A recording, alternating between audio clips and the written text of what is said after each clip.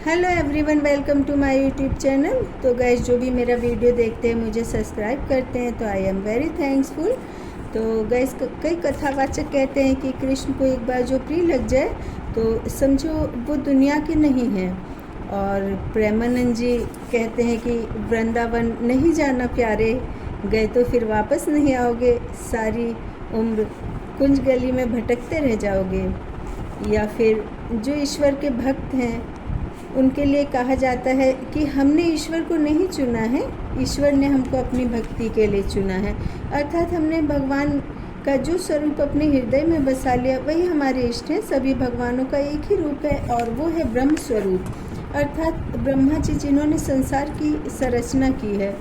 तो गाइस, आज मैं एक ऐसी ही सत्य घटना पर आधारित कृष्ण भक्त मैया की कहानी लेकर के आई हूँ, और जिसका शीर्षक है एक मैया की कृष्ण भक्ति।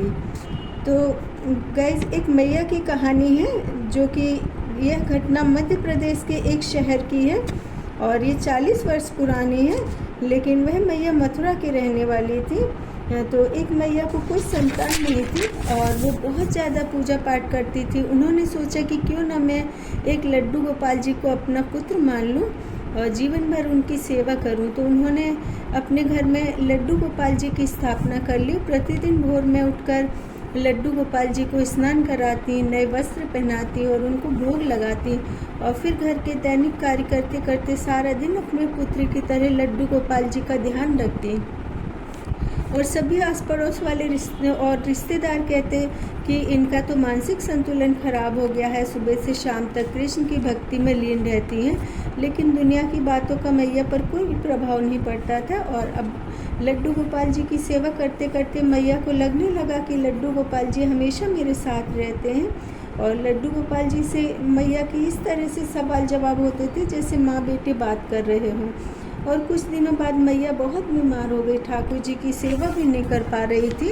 और एक दिन वह हिम्मत करके उठी, गोपाल जी को स्नान कराया, नए वस्त्र पहनाए, उनके लिए भोग बनाया, फिर उन्हें भोग लगाया। फिर लाला से बात करने लगी। लाला, मैं इतने दिन से बीमार थी, तेरी सेवा नहीं कर पाई। लाला बोले, नहीं माँ, तुम मुझे रोज़ स्नान कराती थी, भोग भी लगाती थी, तुम्हारा हृदय तो हमेशा मेरी चिंता में रहता है। भावनाओं के लिए शरीर या भौतिक वस्तुओं की ज़रूरत नहीं होती है। मैया, लेकिन मुझे बहुत तेज़ भूख लग रही है, खीर बना दो न मैया। तो मैया ने जल्दी जल्दी लाला के लिए खीर बनाई और लाला सच में कई दिनों से भूखा था, सारी खीर खत्म कर दी। और मैया ने कहा, लाला नेक रुक जा, मैं अभी तो को और खीर बना करके लाऊं। तो जैसे ही मैया खीर बना करके लाई, देखो लाला सिंहासन में नहीं है। और मैया चिंता में पड़ गई, मेरे लाला कहाँ चले गए हो, नेक रसोई में जाकर देखो, वाने कहीं खीर न बिखेर गई हो। तो मैया ने रसोई में जाकर देखा, सच में चूल्हे के पास गोपाल जी बैठे हुए थे। नेक देर में सबरी खीर अपने ऊपर भी लपेट ले और ज़मीन में गिरा दी। मैया को गुस्सा आया, गोपाल जी को गुस्से में गोद में लेकर जैसे ही उनकी तरफ देखा, मैया से लिपट कर रोने लगे और कहा, मैया, कई दिनों से तू बीमार थी ना, तेरी आवाज़ नहीं सुनाई दी, ना ही तूने मुझको डांटा। तो मैया के साथ आँख मिचौली करूँगा तो शायद मैया एकदम ठीक हो जाएंगी। मैया, तुम्हारा ऐसे चुप रहना मुझे बिल्कुल नहीं अच्छा लगता है। तो गाइस, हमको ईश्वर की भक्ति में अटूट विश्वास होना चाहिए।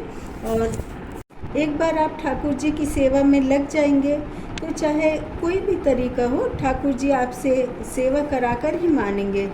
तो गाइस, मेरी कहानी को सुनिए और सब्सक्राइब कीजिए।